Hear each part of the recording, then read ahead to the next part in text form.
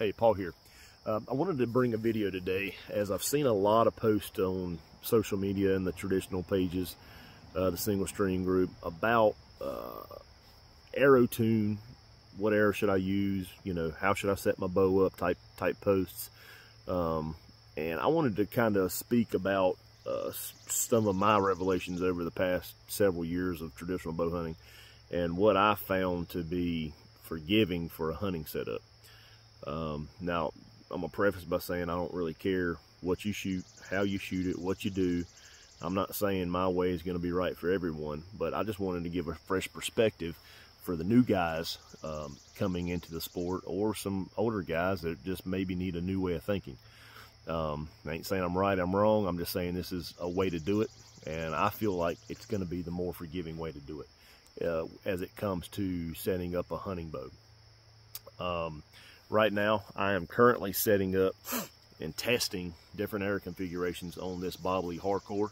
It's the 17-inch riser version. It's 44-28, 62-inch bow.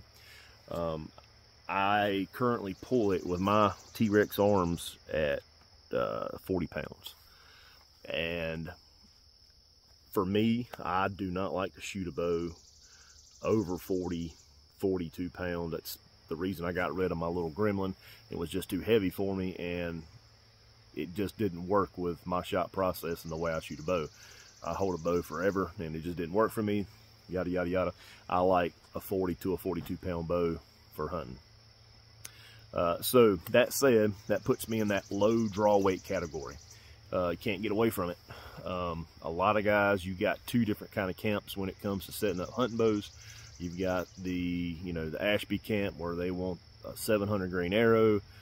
You've got the other side. I guess there's really three camps. You've got the other side that really wants that light arrow, really fast, really, flat shooting arrow. And then you got the middle ground. And I've been on either side, light to heavy. And I wanted to give middle ground a try just to see what happens. And so while you're listening to this video, when I'm speaking of forgiveness in a setup, I'm not really talking about is your bow tuned or not tuned. You can tune a bow. I can tune this Bobbly to, and I have just to see. I've got a 400 spine game getter. It's got 125 up front just to keep apples to apples. I have a 500 spine game getter with 125. These are both full length, by the way, like 30.5 inches, I think. And what I'm currently set up shooting is a 2018 Autumn Orange with a 125 up front. All these are four-fletched. The differences between the two, you have a 600 and some odd grain arrow on the 400 spine. I would have to add more point weight to get it true tuned, but it's already over 600 grains, just like it sits in this configuration. Super heavy. It's a foam pole. This 500 spine with the 125 is sitting like 480, something like that. Really lightweight, super fast. And the Autumn Orange is a 2018, which is like a .464 spine, I think. And it's sitting at 544 grains. So you've got a really heavy arrow, you've got a light arrow as far as it comes to hunting arrows, and you've got one 544. I say that's middle of the road. And what I'm finding is, now this is all going to be relative to what draw weight you're pulling and your bow's center cut. Is it cut past center, center, before center, all of what you can get to tune to it. But this Bobbly is cut past center to the point where I can get all three of these to tune simply by either cutting or adding point weight or whatever. But they're not all equally forgiving. Even though they're tuned well and they're shooting center and I can hit the 10 ring with them, they're not all forgiving. And what I'm talking about as far as forgiveness is not is the arrow tuned or not tuned. It is how the arrow reacts when I'm not perfect. When I pluck the string, when I drop my bow arm, when I if I was to short draw or have a slight collapse on the release, how does this arrow react? And where does the forgiveness fall off as far as yardage? I know there's instinctive guys out there that don't judge yardage. That's great. It still correlates to you, because at a certain distance, your arrow is going to be less forgiving when you're imperfect. So what I'm finding is I don't like to be over the 40 to 42 pound mark. So I have to, the heavy arrows are out. They're not forgiving. They're tuned, they hit great, but at 21, 2 yards, if I am off at all, it's very low. It's going to hit bad. It's not going to hit great. If I'm off in yardage, I might miss the deer. I might, wound the deer. It's not going to hit where I'm looking. The very light arrow, on the other hand, it's very flat shooting, but my gap at 15 to 20 yards is, I can't even back up and get it on the camera. I'm holding almost in the dirt. So for tree stand hunting, that's not very conducive to a forgiving setup for a hunting bow if you're a gap shooter, if you're actually aiming, because of the size of the gap. So I'm finding for a draw weight, middle of the road, that a middle of the road arrow or a middle weight, middle grain, total grain arrow seems to be more forgiving for that scenario. So keep in mind, if you're going to shoot a 50-pound bow, then the available weight that you can shoot as far as a total weight arrow is going to increase, because you're going to have more energy in those limbs. So what I'm finding is that these autumn oranges out to 25 yards, it's really when they start their descent. So I'm apexing in between. I'm still ascending to the apex, from the bow to say 23 yards roughly. I mean, I'm just guessing, but they don't really start their descent until about, that 24 to 23 to 24 yard mark. And then everything past that, it's going down to where I'm aiming. So how is that? Where is the forgiveness in that? How do I equate forgiveness into this autumn orange, that 40-pound bow, and my shot? Well, this is opinionated. You can take it for what it is, but I think that a hunting arrow is more forgiving in its rise to apex than it is for its descent into the target. So what does that mean for you as a hunter? Well, that means that, in my opinion, you should set your bows up to where your average shot distance for your hunting bow, your arrow is still rising to apex. So that middle of the road, that middle grain arrow from your bow to say your 23 yard mark is still going to be rising. The variation of what you get when you shoot a bad shot is mitigated while the arrow is still rising to apex. It doesn't affect it as much. So if you drop your bow arm but your arrow is still rising, it mitigates how low you're going to impact. If you don't get all the way back to full anchor and it's still rising to apex, it's going to mitigate how far low you're going to hit if you short draw it. If you pluck it and it's still rising, it's still increasing the speed, so it's going to mitigate right or left of how far it's going to impact if you pluck or if you collapse a little bit on the shot. After it has started its descent, it's losing speed, so it's going to exacerbate your bad shots or your not perfect shots.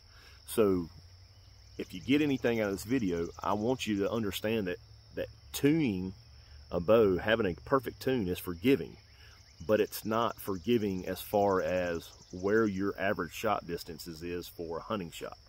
So for me, I want that shot or that arrow setup to be at its apex or going to its apex within that 15 to 23 yards, or from 0 to say 23 yards.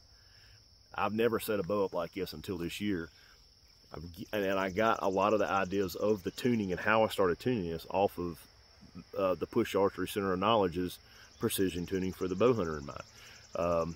I knew a lot already, but I'm taking tidbits out of that course to help. And it's a great course. You ought to check it out. But I've gained so much forgiveness in this setup over what I had before. In years past, I was on the heavy arrow side more than the light arrow side. I did like light arrows. Like one year, the gaps were so bad that I couldn't stand it. It was just terrible for the mental game. So I went heavy arrow because I wanted, you know, you hear guys say, well, I want to keep my arrow point close to the deer. That's good. That's a viable point. But your forgiveness shrinks when your average hunting shots fall in the descent of that arrow from apex into target. It's going to happen. Just test it out.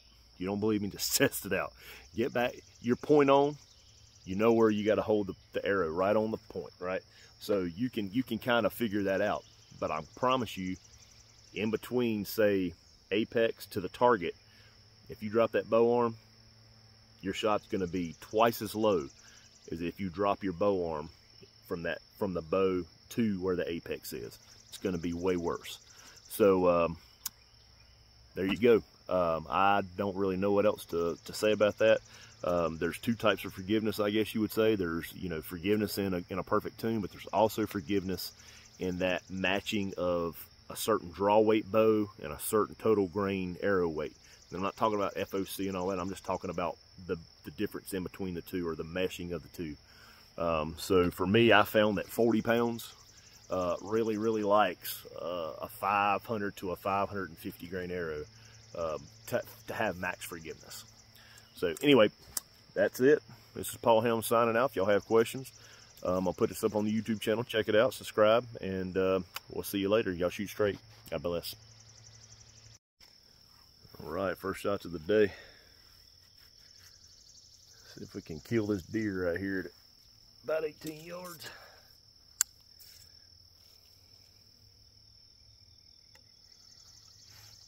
Got the hardcore autumn oranges.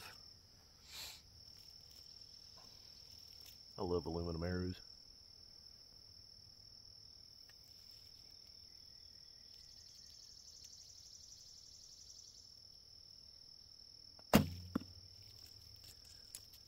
Top of the 10.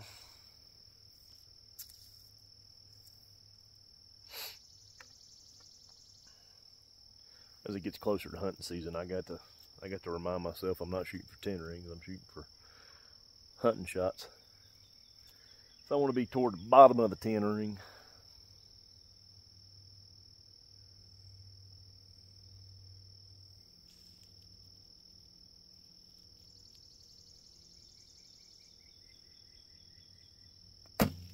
There we go, much better. Beautiful day out here in southern Ohio, southeast Ohio, I guess you'd say. Bluebird day, no wind. It's pushing about 80 right now, 70, mid-70s.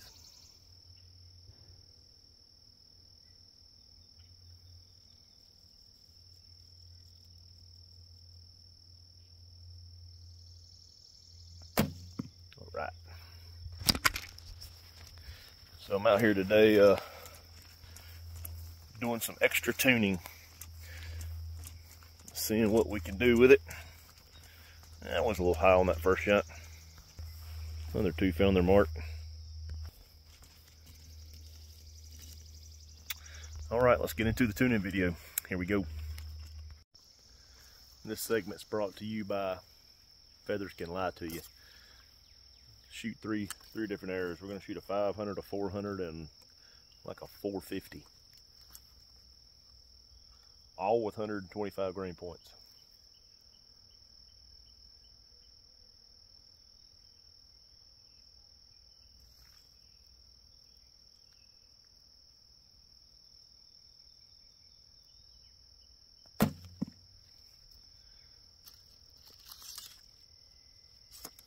That was the 450. Here's the 400.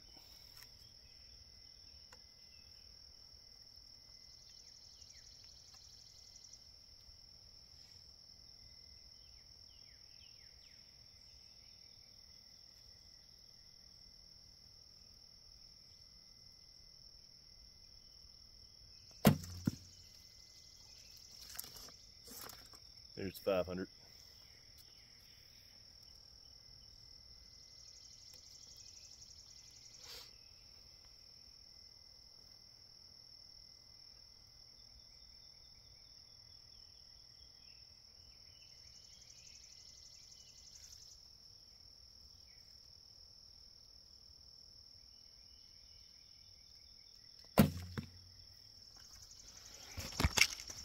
All right.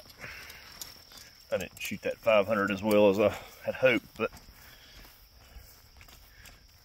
it does have indications of how the bare shaft of it shoots. So I was a little low on the 500, but you'll see the 400 and the 450 pretty identical.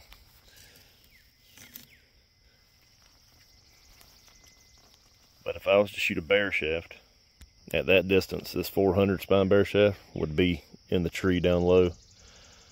This 500 spine would be somewhere back here, and this 450 cut would be somewhere right here. So that just shows you what feathers can do, but that does not mean it's tuned. All right, I'll try to get we can get a little bit of this arrow flight. While doing this tune here, I got it to the point to where spine is perfect. They're flying dead straight to the target, but I have a slight knock high with fletched arrows and pretty good knock high with bare shafts that I cannot get out.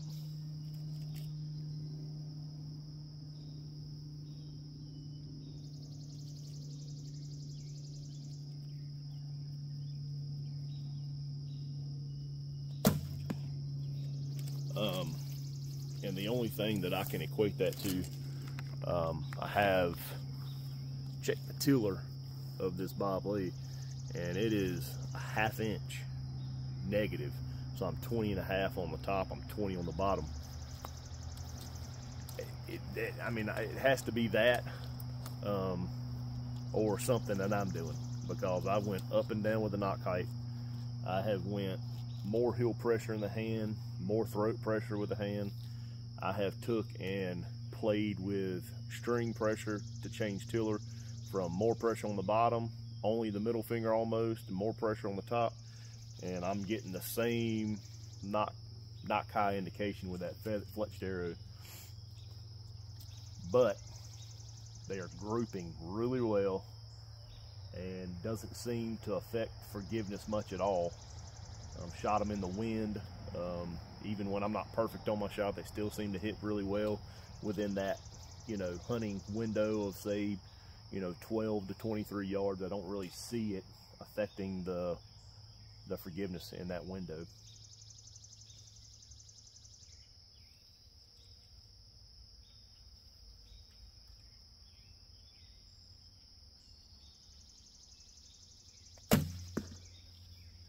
So we're gonna leave it be. I hope I got some arrow flight in that. I'll go edit and see.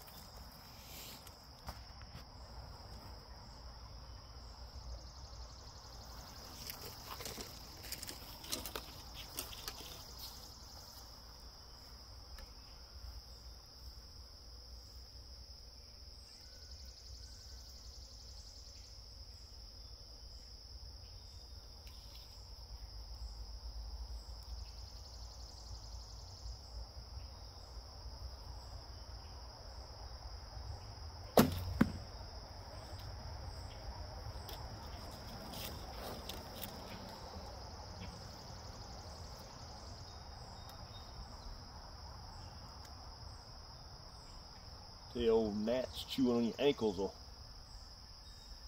Get that mental game strong.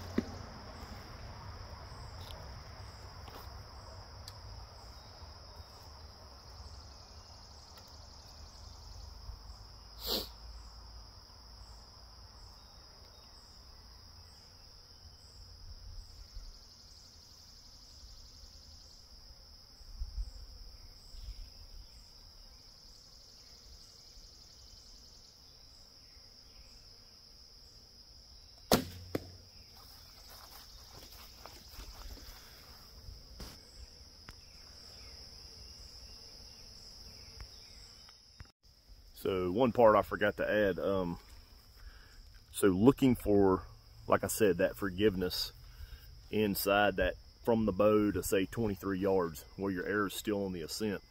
To get that, you're gonna have to set up your bow with a longer point on. So I had to set this bow up right here is roughly 30 yards point on, which moves that window farther up.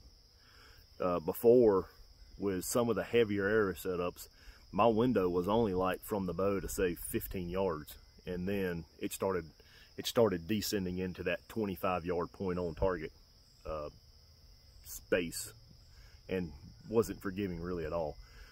So if you want to set up your bow to have that forgiveness in between from the bow to say 23 yards, if you're going to shoot a 40-pound bow, you're going to have to lighten your arrow up to say 500 to 550. Not really extreme FOC, just kind of an even.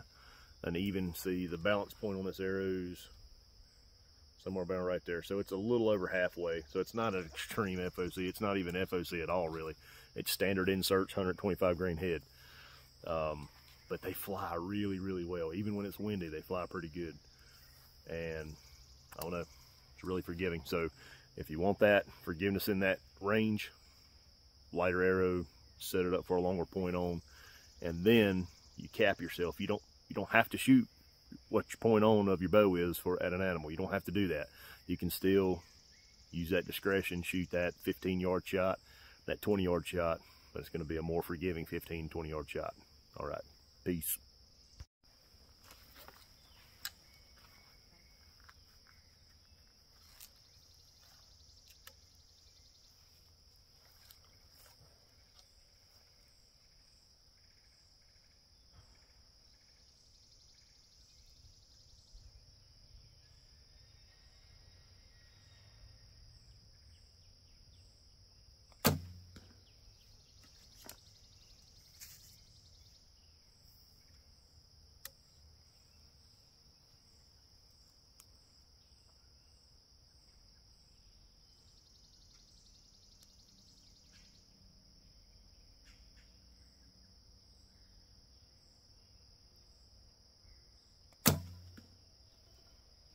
I got to get that correct arrow gripper.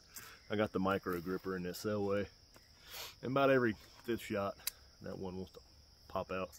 Sounds like my bow's about to fall apart.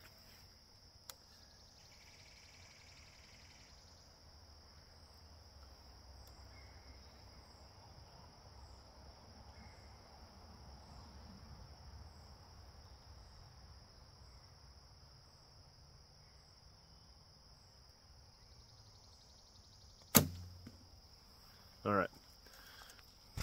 Paul Helms will never bullcrap you. I don't always shoot good shots. I got 2 sure enough smoked deer down here, and I got one that's we'll have to let sit for a little while, but it's real. That was my first arrow. There's my other 2. That'll kill him for sure, but it ain't optimal.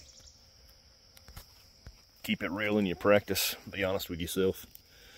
That's the only way you're going to get better. Oh yeah, and stay humble.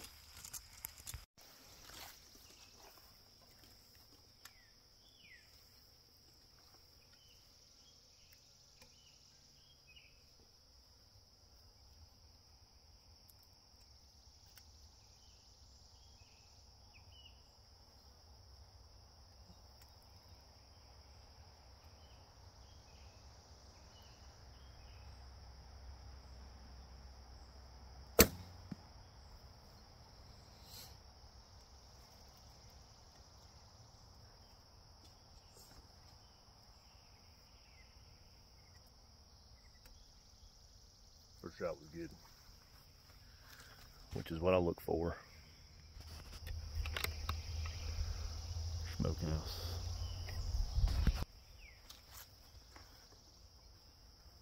I'll tell you too, some of the best tuning tools you'll ever have is a person that can watch for you, or a phone with slow motion.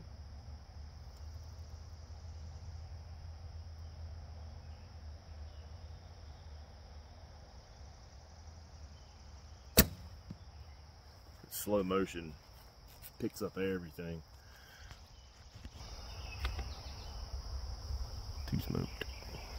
We backed up a little bit. We're 21, 22 yards here. Maybe a little farther. I don't know. I don't have a rangefinder.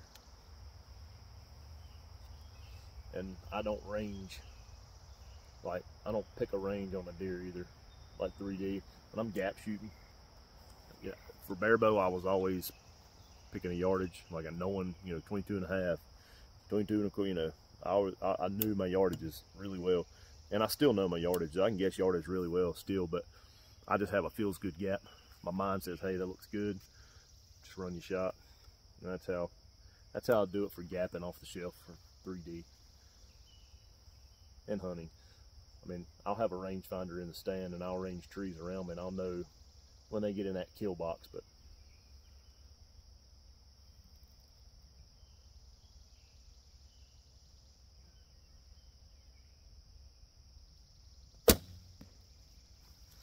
there we go.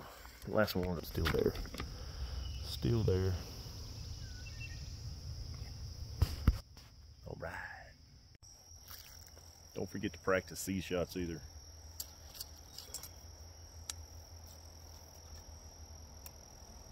Like 8 yards. No hunter in the world's that's a truth teller say they've ever rushed a close shot because it should have been a give me.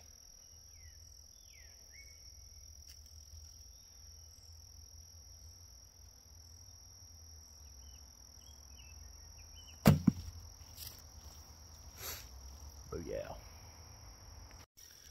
All right, second part, bow setup. Forgiveness can also come from a properly tuned bow, like I said. So if you can get your forgiveness out of your tune and forgiveness out of the right draw weight, arrow weight combo, the bow setup would be the next thing I would look at. So what you want to do is you want to take and have, I always start around, you can look on your bow manufacturer's website to see what their recommendation is. On a 60 to say a 64-inch bow, roughly 8 inches is gonna be a good place to start, to 8.5. I don't know why for this bobbly, like normally you have string groove showing at proper brace height. It doesn't on this, and I'm at like 8 3/4. So that's where I kind of ended up on it. So that's where I'm shooting it at. It sounds good. You've heard it. It's quiet, and I'm only running like quarter size Dyneema puffs. And it's an endless loop. It's not even a Flemish twist. So there, I mean, take it for what it is. I mean, a good string, a good setup, and it's not really a heavy arrow. So, and it's still quiet. So I'm just going to equate that to just a proper tune. Tune's very important for a quiet arrow. So, yep, set your bow up right. I always start my nocking points as well. I always start them at 5/8 above center, and then I'll tune from there up and down, depending on, if I'm getting knock high, knock low, or whatever. And just use that as a starting reference. Doesn't necessarily mean that's where it's going to stay. So 5/8 above center for a knock height, roughly around 8 inches, 8.5 inches from a 60 to a 64-inch bow. Look at your bow manufacturers for more specs, because I don't want to tell you something that's wrong. But normally all the bows I've had, that's right around where I fell in at. And a bow mounted quiver does a lot for dampening vibration. Doesn't necessarily, vibration inherently will make a bow louder just by the way it sounds. This slide on Selway quiver did a good job. It was quiet before. It made it even more, I want to say more quiet, but it gave it less vibration, which to me sounds quieter. So I don't know what the deer would say about that. We'll ask them when we're in the woods. Maybe they'll tell me after I slip an arrow through them. All right, see ya.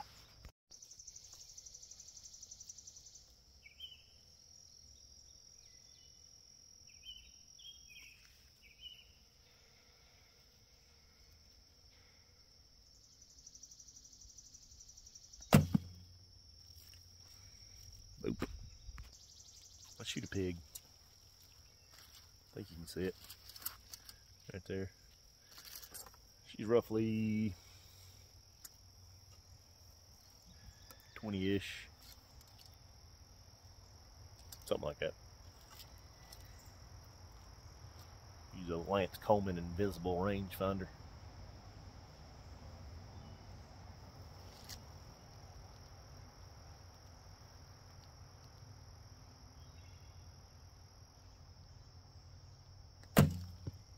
Smoke.